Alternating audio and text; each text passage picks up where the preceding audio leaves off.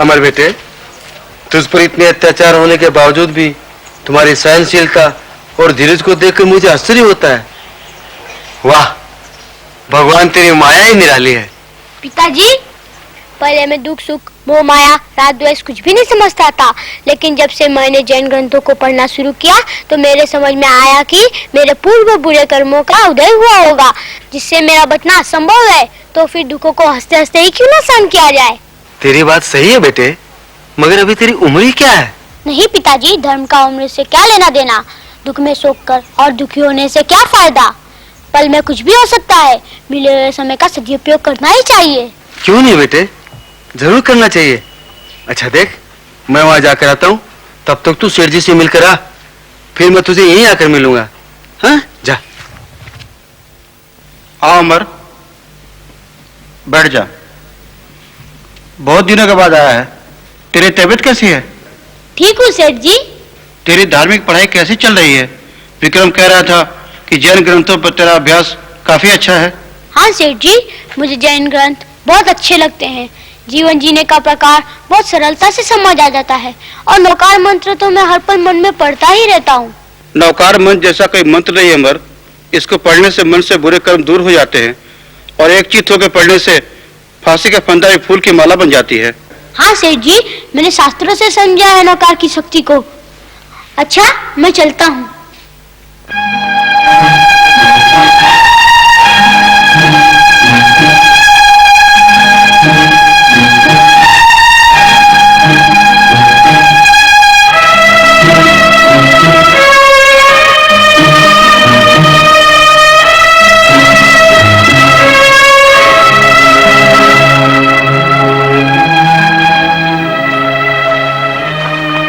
महाराज, आज आप बहुत ही चिंतित दिखाई दे रहे हैं। हाँ महारानी, राज सिंहासन तो कृपान की धार की तरह तीक्ष्ण होता है। उसकी चुभन कई बार सिंहासनधारियों को बेचैन कर दिया करती है। मगर उस धार को तो आपने आज तक हंसते हंसते सहन किया है महाराज। आज अवश्य को ऐसी गुड बात हुई है जिसने आपको झिंझोड़ के रख दिया। क्या बात है नाथ, कुछ तो कहिए। क्या कहूँ महारानी, मैं एक विचित्र सी उलझन में फंस गया हूँ। कहते हैं कह देने से मन का भार हल्का हो जाता है, और मैं तो आपके अर्धांगिनी हूँ स्वामी। आप अपनी व्यथा मुझे नहीं कहेंगे तो फिर किसे कहेंगे? आपको तो ज्ञात ही है कि मैंने एक कलाकार को चित्रशाला बनाने का वचन दिया था। जी हाँ महाराज, और आपने तो इसके निर्माण की आज्ञा भी दे दी थी, और संभवतः वो नहीं बन पाई है। जहाँ निर्माण कार्य शुरू हुआ था वो भूमि तो श्रापित है। तो राज ज्योतिष का कहना है कि वहाँ का दोष तभी समाप्त हो सकता है जब वहाँ किसी 32 लक्षण युक्त बालक की बलि दी जाए। नहीं महाराज, नहीं। किंतु इसके अतिरिक्त कोई मार्ग भी तो नहीं है महारानी। आप जैसा दयालु राजा। नहीं स्वामी नहीं, आप ऐसा नहीं कर सकते, और संसार की कोई भी माता अपने पुत्र को बलि पर नहीं चढ़ने देगी स्वामी। तो हम उस बालक के तोल का स्वर्ण उसके माता पिता को दे देंगे। ओह, तो आप मुद्राओं से माँ की ममता का क्रय करेंगे? नहीं महाराज नहीं। संसार में हर चीज का क्रय हो सकता है महाराज, किंतु स्नेह व ममता का नहीं, कदापि नहीं। पुत्र चाहे लूला हो, लंगड़ा हो, कैसा भी हो, लेकिन माँ के लिए तो कलेजे का टुकड़ा होता है महाराज। अब देखो क्या होता है, जैसा विधि का विधान होगा वही तो होगा ना। यदि ये न हुआ तो मुझे प्रायश्चित करना होगा। राजा का वचन भंग होगा तो सारी मर्यादा भंग हो जाएगी। यही चिंता तो मुझे कचोट रही है महारानी। खैर छोड़िए महाराज, बहुत रात व्यतीत हो चुकी है। चलिए आप विश्राम कीजिए।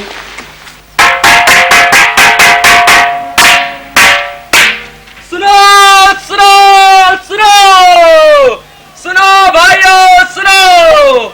हमारे राज्य में एक चित्रशाला बन रही है जिसका प्रवेश द्वार देवी प्रकोप के कारण नहीं बन पा रहा है।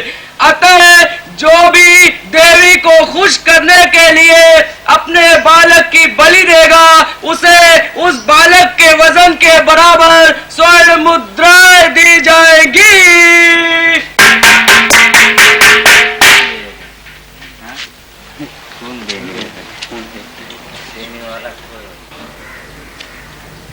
क्यों? गांव में ढिंढोरा किस बात का पीटा जा रहा है? हमारे महाराजा ने नगर में एक चित्रशाला बनवाई है, मगर देवी प्रकोप से उसका प्रवेश द्वार बार बार टूटता जा रहा है। उस देवी प्रकोप को शांत करने के लिए एक बालक की बलि देनी आवश्यक है। इसलिए जो कोई माँ बाप अपने बालक की बलि देने का इच्छुक हो, उसे महाराजा उस बालक के वजन के बराबर स्वर्ण मुद्रिकाएं देंगे। ऐसा ढिंडोरा पिटवाया जा रहा है। तो देर किस बात की है? तुम अभी जाके महाराज से मिल लो। तुम पागल हो गई हो क्या? आखिर तुम कहना क्या चाहती हो? लड़के के बराबर सोना मिलेगा, हमारे दिन बदल जाएंगे, हमारे सपने पूरे हो जाएंगे। अपने अमर को खबरदार, जो एक शब्द तूने आगे कहा तो माँ होने का हक तो तुम पहले ही खत्म कर चुकी हो। अरे औरत तो पूजनीय होती है, मगर तुम तो औरत जाति के नाम पर कलंक हो, कलंक। चुप रहो। ज्यादा ज्ञान की बातें सुनते सुनते आज तक मैं भिखारी की पत्नी के रूप में जीती रही, और अब समय आया तो तुम मेरा रूप समझा रहे हो। जाओ तुरंत महाराज से जाकर कहो कि हम अपने बालक की बलि देने को तैयार हैं। जाओ। ठीक है, तेरी ये इच्छा है तो मैं जाता हूँ।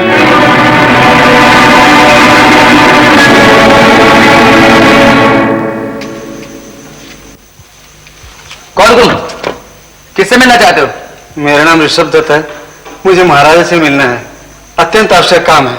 ऐसा कौन सा अत्यंत आवश्यक काम है जो इसी समय मिलना चाहते हो? आप जाकर सिर्फ इतना कहिए कि द्वार पर ऋषभ दत्त नाम का व्यक्ति खड़ा है, वो आपको अपना पुत्र अर्पित करना चाहता है।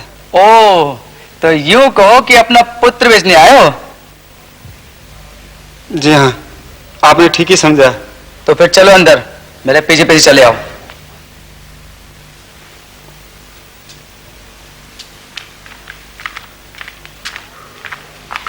महाराज की जय हो।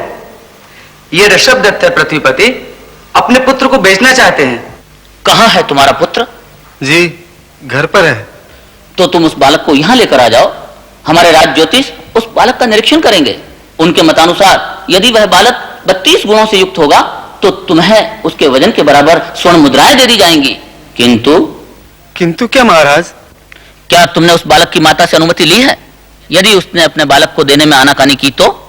आप निश्चिंत रहे महाराज, मैं उसके आग्रहवश तो यहाँ उपस्थित हुआ हूँ। हम उसे सहर्ष देने को तैयार हैं। तो ठीक है, तुम अपने बालक को यहाँ लेकर आ जाओ, हम राज ज्योतिष को यहीं बुला लेते हैं। जो आज्ञा महाराज, मैं उसे लेकर शीघ्र ही उपस्थित होता हूँ।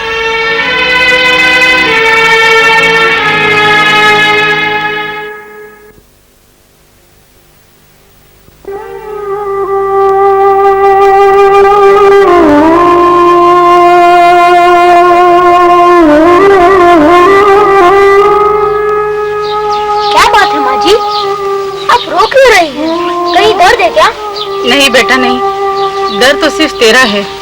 सोच रही हूँ तेरा क्या होगा। मेरा क्या होगा माँ जी? जो कर्म में लिखा है वो तो होना ही है, उसे रोकने में कोई समर्थ नहीं। आप व्यर्थ की चिंता न करें। अच्छा माँ जी, मैं चलता हूँ। जाओ बेटा, भगवान तुम्हारी रक्षा करे। भद्रा, तूने अमर की बलि के बारे में किसी से बताया तो नहीं ना? हाँ, वो पड़ोस वाली माँ जी को बताया था। तुम्हें उन्हें नहीं बताना था, वो हमारे बारे में क्या सोचेंगी? क्या ठीक है, अमर कहाँ है? लो, वो आ गया। आगे बेटे, तुम्हें मेरे साथ राजमहल चलना है। तुम्हें महाराजा ने याद किया है। क्यों? पता नहीं बेटे, ये तुम वहीं जाकर पता चलेगा।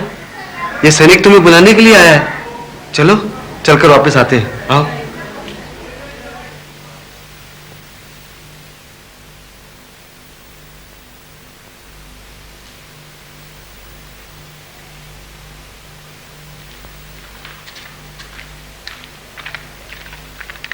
महाराज की जय हो। महाराज, मैं आपके कहे अनुसार बालक को ले आया हूँ। अच्छा, तो राज ज्योतिष जी, आप अपना कार्य प्रारंभ कीजिए। आओ बालक, इधर आओ।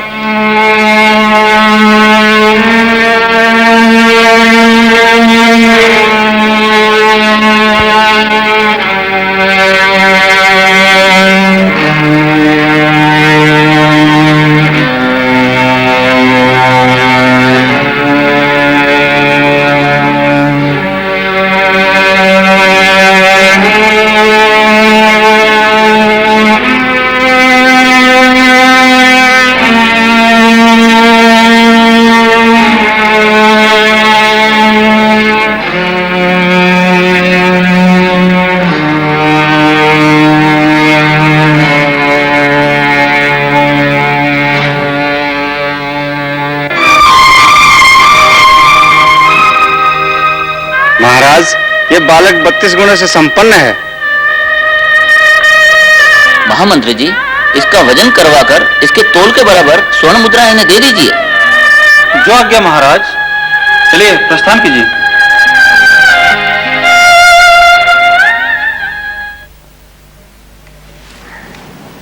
मुझे नए कपड़े, हाँ, किस खुशी में पहनाए जा रहे हैं माँ? अमर बेटे, आज तो देवी के चरणों में प्रस्तुत हो रहा है। तुझे पाकर देवी अत्यंत खुश होनी चाहिए। इस खुशी में नए कपड़े और हार का श्रृंगार किया जा रहा है। बालक को बाहर लाओ। मुझे कहाँ ले जा रहे हो? तुम्हारे माता पिता ने तुम्हें देवी को बलि देने के लिए बेच दिया है और महाराज ने तुम्हारे वजन के बराबर तुम्हारे माता पिता को सोना दिया है। चलो अब। नहीं माँ, मुझे मत भेजो माँ, ये लोग मुझे मार देंगे, मेरी बलि चला देंगे माँ, मुझे मत भेजो माँ। माँ देख बेटा, तू कितना समझदार है। देवी तुझे पाकर बहुत खुश होगी। तेरा जीवन भी सफल हो जाएगा। और मैं तुझे मारती भी बहुत थी ना, अब तू जा। नहीं माँ, तुम चाहे जितना मार लो, मुझे जान से मार डालो, पर मुझे वहाँ मत भेजो माँ। सैनिक, इसे ले जाओ। पिताजी, आप माँ को समझाइए ना, मैं तो आपका लाडला बेटा हूँ ना। आप तो मुझे रोता देख खाना भी नहीं खाते थे। अमर बेटे, तू तो जानता है कि तेरी माँ के सामने मैं कुछ नहीं कर सकता। जा, जो भगवान को मंजूर होगा वही होगा। मन में विचार मत कर बेटे, जा, तू चला जा।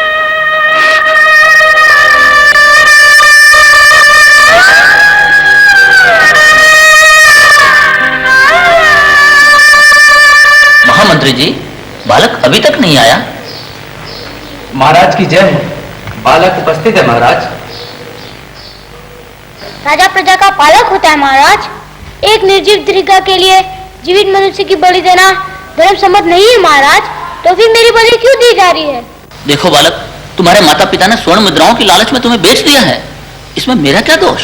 नहीं महाराज, दोष उस पेट का है जिसकी पीड़ा इंसान सहन नहीं कर पाता। दोष उस लालच का है जो आदमी से बड़ा पाप करवा देता है। दोष उस राजा का है जो आदमी के मन में लालच पैदा कर देता है। दोष उस परंपरा का है जिसमें निर्जीव के लिए जीवधारी को नष्ट कर दिया जाता है महाराज।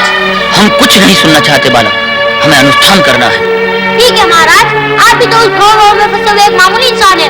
पूर्व भोग में मैंने भी किसी की क्या, शायद आप ही की बलि रही हो। अतः जन्म जन्मांतरों के चक्रव्यूह का दंड अब मुझे भी भुगतना पड़ रहा है महाराज। खामोश! तुम्हारी कोई अंतिम इच्छा हो तो व्यक्त कर सकते हो। मेरी अंतिम इच्छा?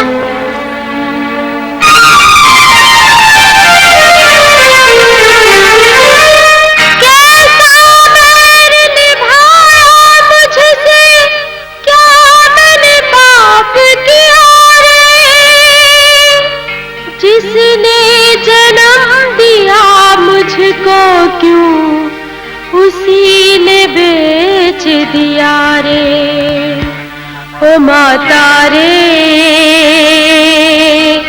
काहे बेचारे।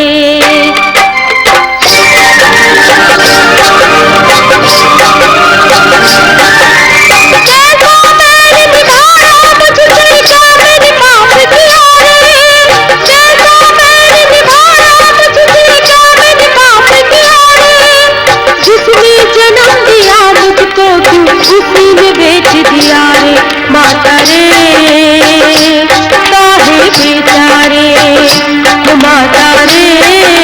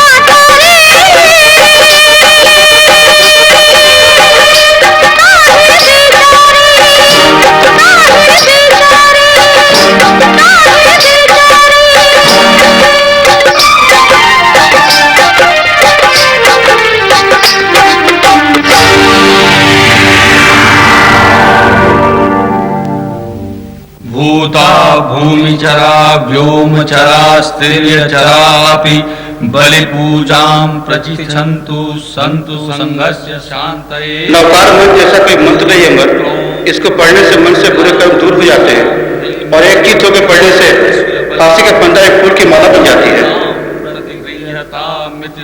नमो हरियंताणम नमो सिद्धाणम नमो आयरियाणम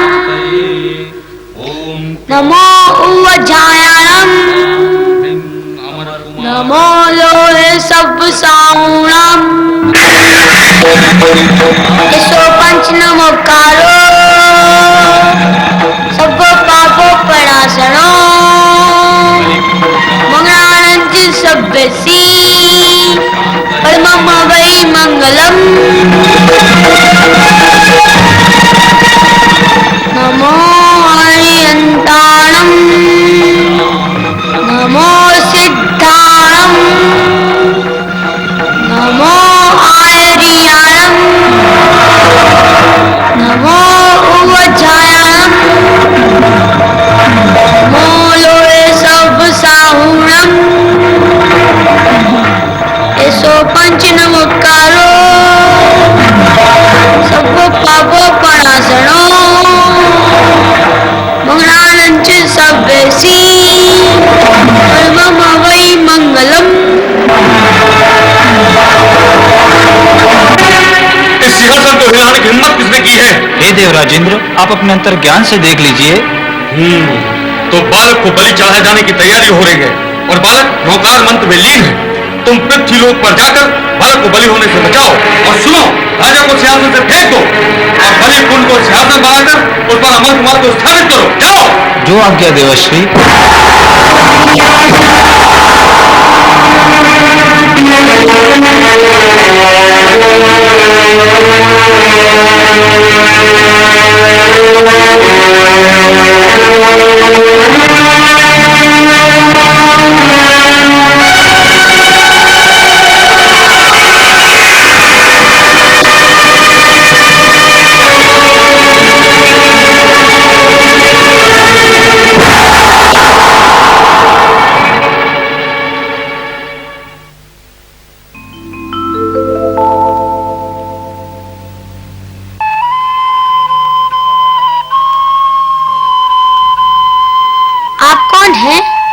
मुझे सिंहासन पर क्यों बिठाया? हमारे महाराज जी को क्या हो गया? अमर बेटे, देवलोक से आया हूँ मैं, देवराजेंद्र का एक छोटा सा सेवक हूँ। तेरे नौकार मंत्र जाप में लीन होने के कारण मुझे राजा को दंडित कर राज सिंहासन तुझे सौंपने यहाँ आना पड़ा। तथास्तु।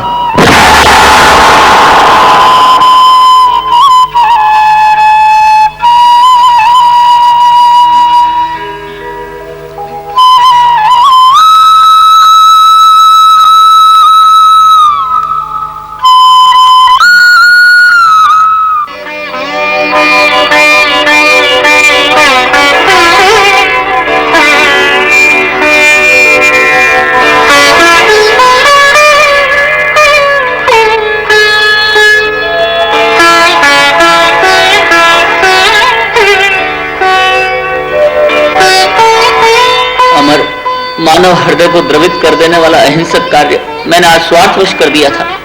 मुझे क्षमा कर दो अमर, मुझे क्षमा कर दो। ऐसे कठोर अपराध के लिए मुझे प्रायश्चित करना ही होगा। आप अपने जीवन में अहिंसा को अपनाकर अपना प्रायश्चित पूरा कर सकते हैं महाराज। इस राज्य सिंहासन की मैं तुम्हें जिम्मेदारी सौंपता हूँ अमर। आज से इस राज सिंहासन पर सिर्फ तुम्हारा ही अधिकार होगा। अब तुम ही इस राज्य का कार्यभार चलाओगे। नहीं महाराज, मेरे मन में राज्य पाने की कोई इच्छा नहीं। आज तक मैं मोह निद्रा अवस्था, मैंने अभी ही जागृत अवस्था प्राप्त की है। मुझे संसार के क्षणिक सुख की कोई लालसा नहीं। मुझे तो मोक्ष मार्ग की ओर गति करनी है। धन्य हो मेरी माता को जिसने मेरे लिए ऐसा अवसर सुलभ करवाया। मैं अब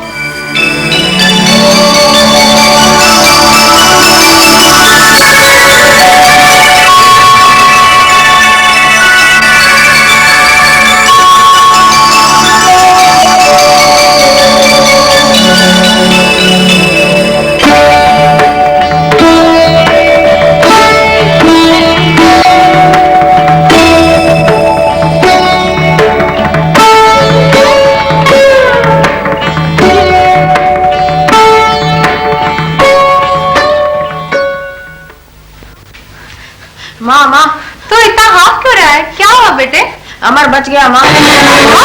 अमर बच गया? हाँ माँ, देवलोक से देव ने आकर उसे बचाया माँ। उसने महाराजा की गिनती भी ठुकरा दी माँ। अब वो साधु बनकर शमशान की ओर गया है। अमर नहीं बच सकता। क्या सैनिक सुना में वापस आ जाएंगे? नहीं मैं भिखारी की तरह नहीं, अमर नहीं बच सकता।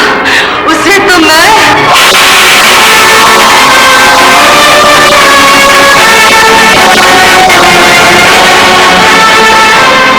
मैंने अज्ञानवश मन, वचन और काया की योग से किसी प्राणी मात्र को दुख पहुंचाया हो तो सभी मुझे क्षमा करें।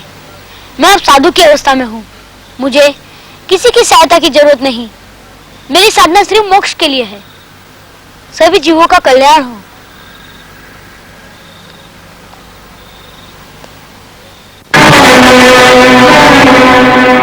तू राजा से बच सकता है लेकिन मुझसे नहीं। तूने आज तक मेरा वो रूप नहीं देखा जिसे मैं परसों से मन में लिए घुटते चली आ रही हूँ, समझा?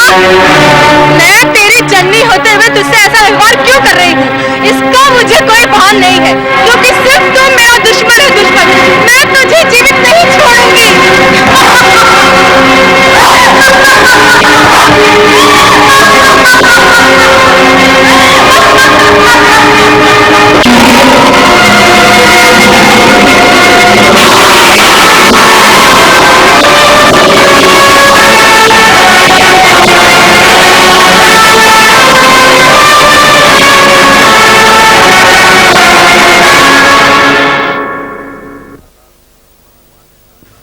और इस प्रकार अमर कुमार ने संसार की आशालता को छोड़कर नौकार महामंत्र की शरण स्वीकार कर संसार के सभी जीवों से क्षमा याचना कर अपनी साधुअवस्था में स्थिर रहकर मोक्ष पद की प्राप्ति की। और दूसरी तरफ माया, प्रपंच व क्रोध की ज्वाला में जलती उसकी माता दुखों की परंपरा का सृजन करती हुई नरकगामी हुई। इसलिए ही जैन धर्म ने करुणा, मैत्री व विनम्रता को अपनाने का दिव्य संदेश दिया है। महामंत्र नौकार जैन शासन का मूल मंत्र, जिन वाणी का सार, भाव औषधि रूप महारसायन। इस महामंत्र का न आदि है न अंत। इसका कर्ता कौन है आज तक अज्ञात है। ऐसे महामंत्र की आराधना जीवन को उत्क्रांति की ओर ले जाती है। अनेकों आराधकों ने इसकी आराधना कर जीवन की साधना एवं सफलता पाई है। सर्व मंगल में मंगलभूत, सर्व कल्याण का कारण महामंत्र नौकार। जिसने ध्याया उसने स्वयं को पाया। अनंत अनंत तीर्थंकर इसकी महिमा बता गए हैं। अनंत अनंत जनों ने इसके गीत गाए हैं। इस नौकार मंत्र में सब कुछ समाया हुआ है। द्रव्य एवं भाव से इसका ध्यान करने से जो भी चाहे पा सकते हैं। महामंत्र नौकार राग, द्वेष और मोह के बंधन में बंधे हुए जीवात्मा को इनसे मुक्त करवाकर मुक्ति पथ की ओर ले जाता है। जिसकी हृदय गुफा में गर्जन केसरी मंत्र की अष्ट कर्म दल हाथी उससे रहते दूर। जिस प्रकार केसरी सिंह की गर्जना सुनकर महाकाय हाथी के झुंड भी पलायन कर जाते हैं, उसी प्रकार जिसके हृदय रूपी गुफा में नौकार रूप केसरी विद्यमान हो तो अष्ट कर्म दूर होने में देर नहीं लगती।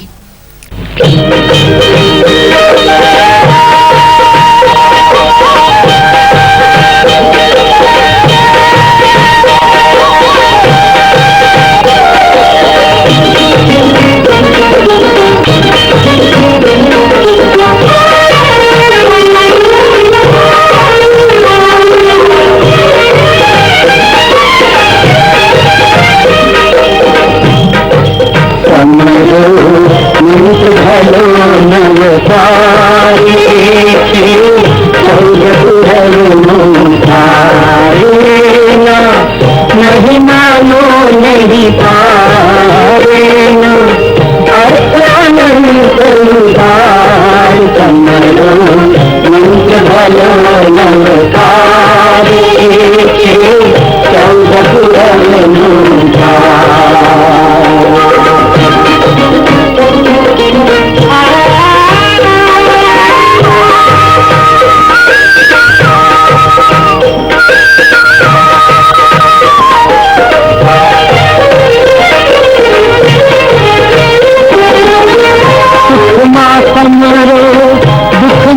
तमरो सुख माँ तमरो दुख माँ तमरो तमरो दिवस निरात तमरो दिवस निरात जीवता तमरो मरता तमरो जीवता तमरो मरता तमरो तमरो सौ संगात तमरो मंत्र भलो नव पाए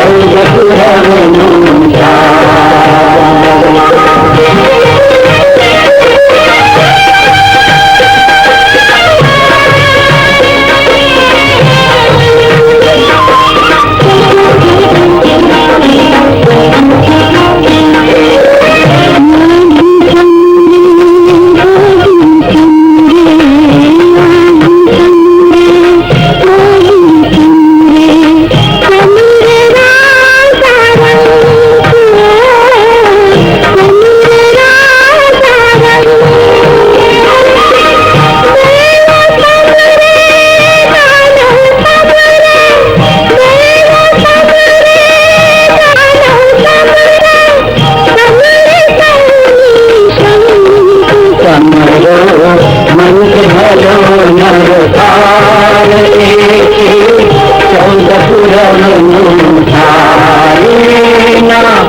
नहीं मानो नहीं पारेना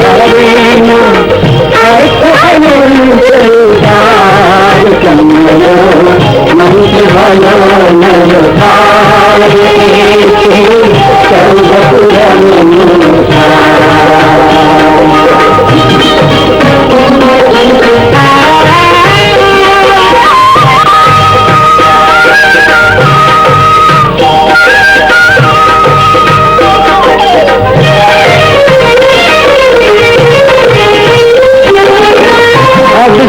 अक्षर पे न जानो अब सच अक्षर पे न जानो अब सच तीरथ सार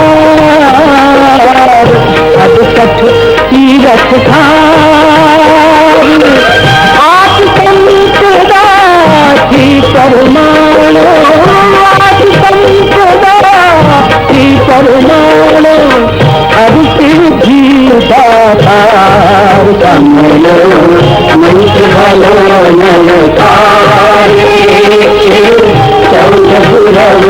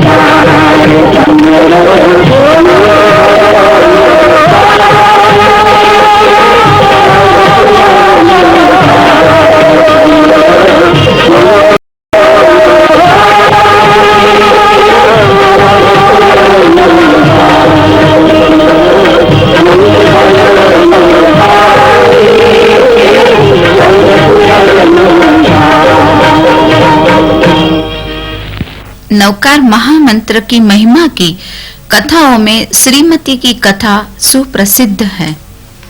नवकार महामंत्र के कारण श्रीमती को जो लाभ हुआ, उसके कारण संसार के लोगों ने नवकार की महिमा को जाना। श्रीमती ने यह प्रतिज्ञा की थी कि मैं जैन धर्म का पालन करने वाले के साथ विवाह करूंगी, अन्य धर्मानुयायी के साथ नहीं। एक युवक श्रीमती को देखकर मोहित हो गया। वह उससे शादी करना चाहता था, पर श्रीमती की प्रतिज्ञा उसके मार्ग में बाधा बन रही थी। वह धर्म से जैन नहीं था। श्रीमती को पाने के लिए उसने कपट भाव से जैनाचार का पालन शुरू किया। वह नियमित रूप से दर्शन पूजन, व्याख्यान श्रवण, सामायिक प्रतिक्रमण, पर्वाराधना आदि करने लगा। धीरे धीरे उसका धर्माचरण घर घर में चर्चा का विषय बन गया। उसके धर्माचरण की बात श्रीमती के कानों तक भी पहुंची। एक दिन वह अपने ध्येय में सफल हो गया। श्रीमती का विवाह उसके साथ हो गया। श्रीमती जब ससुराल गई तब उसे असलियत मालूम हुई। वह श्रीमती को पाने के लिए ही कपटी जैन बना था। श्रीमती जब प्राप्त हो गई तब उसने जैन धर्म छोड़ दिया। ससुराल वाले श्रीमती को भी अपने धर्म का पालन करने नहीं देते थे। श्रीमती के लिए धर्म ध्यान अब मुश्किल हो गया। घर में कलह का वातावरण निर्मित हो गया। कहते हैं, जहाँ क्लेश कसाय बढ़ जाते हैं वहाँ शांति खत्म हो जाती है, वहाँ आग सुलग जाती है। इसलिए यदि शांति चाहिए तो कलह क्लेश से बचना चाहिए और कषाय से दूर रहना चाहिए। ससुराल वालों को भी अब श्रीमती अच्छी नहीं लगी। उन्होंने सोचा कि श्रीमती को यदि हमेशा के लिए खत्म कर दिया जाए तो अच्छा हो। घर में टकराहट नहीं होगी और शांति स्थापित हो जाएगी। पर श्रीमती को खत्म करें कैसे? यदि प्रकट रूप में खत्म करेंगे तो बात लोगों में फैल जाएगी और फिर अपनी निंदा होगी। इसलिए उन्होंने श्रीमती को गुप्त रूप से खत्म करने का निर्णय लिया। श्रीमती के लिए तो अब नौकर ही एकमात्र सहारा था। वह और तो कुछ कर नहीं सकती थी, पर नौकर का ध्यान तो मन ही मन कर ही सकती थी। नौकर ही उसका इष्ट था। यह सच है कि जब सभी सहारे छूट जाते हैं तब नौकर ही एकमात्र सहारा रह जाता है। इसलिए यदि महामंत्र के सहारे सफलता पाना है तो हमें ही नौकर के पास जाना होगा। नौकर स्वयं चलकर हमारे पास नहीं आएगा। नौकर को हमारी आवश्यकता नहीं, हमें उसकी आवश्यकता होनी चाहिए। हमें उससे निकट का संबंध जोड़ना चाहिए। हमें यह दृढ़ विश्वास रखना चाहिए कि नौकर ही हमारा सार सर्वस्व है। नौकर के बिना जीवन में सब सूना है। श्रीमती का तो नौकर पर दृढ़ विश्वास था, इसलिए संकट में भी वह अपनी शांति बनाए रखती थी। उसने नौकर को गहराई से पहचान लिया था।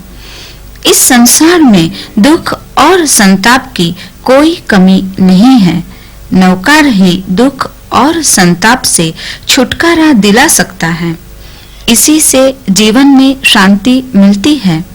नौकर के निकट जाने वाला कषाय रहित हो जाता है। श्रीमती को ससुराल में संताप अवश्य था, फिर भी नौकर के कारण उस संताप को वह हंसते हंसते झेल लेती थी। इधर ससुराल वालों ने श्रीमती को खत्म करने की योजना बनाई। उन्होंने एक जहरीला नाग एक घड़े में बंद कर दिया। रात में जब चारों ओर शांति छाई हुई थी, उस समय पति ने श्रीमती से कहा, उधर मटके में जो फूल माला रखी है उसे ले आओ। पति के आदेश का पालन करना श्रीमती का कर्तव्य था। वह उसी समय अंदर गई। उसके मन में महामंत्र का अनुचिंतन तो जारी था ही। उसने मटके का ढक्कन खोला और अंदर हाथ डाला। प्रबल पुण्योदय से उसके हाथ में फूल माला आ गई। वह फूल माला लेकर पति के पास पहुंची। फूल माला देखकर पति दंग रह गया। वह स्वयं अंदर गया। उसने देखा मटका खाली था। उसमें सांप नहीं था। श्रीमती के भाग्य से वह सांप ही मानो फूल माला बन गया था। पति को अब अपनी भूल मालूम हुई।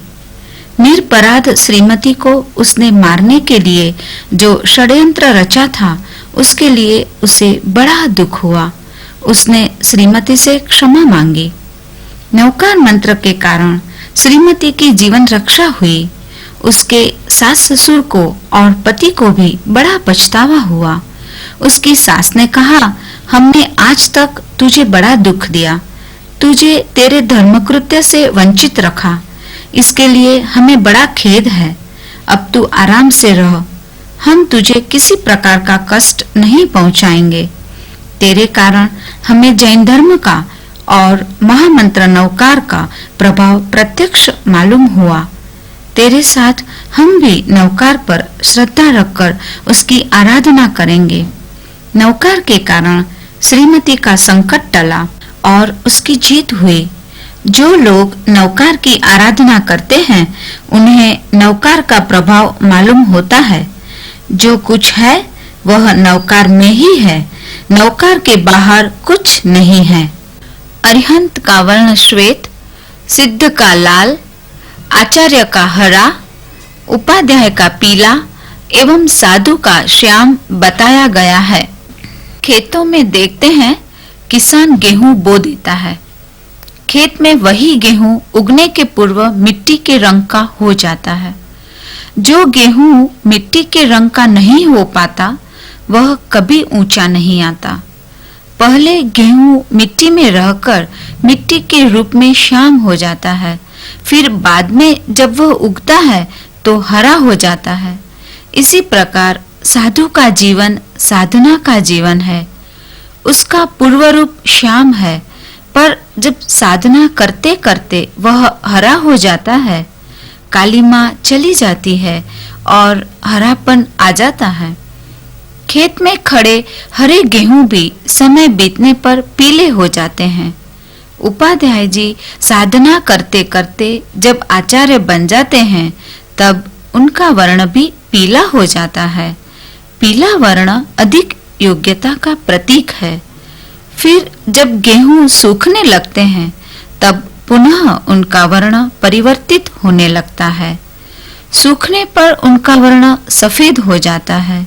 दूर से देखें तो पूरे के पूरे खेत सफेद नजर आते हैं। इसी प्रकार जब आत्मा अरहत स्वरूप बन जाती है, तो उसका वर्ण भी श्वेत बन जाता है। गेहूं के दाने जब अलग निकाले जाते हैं, तो वे लाल नजर आते हैं। इसी प्रकार अरिहंत में स्वयं के स्वभाव में जब आत्मा स्थित हो जाती है, तब वह सिद्ध स्वरूप हो जाती है। इसीलिए सिद्ध का वर्ण लाल कहा गया है।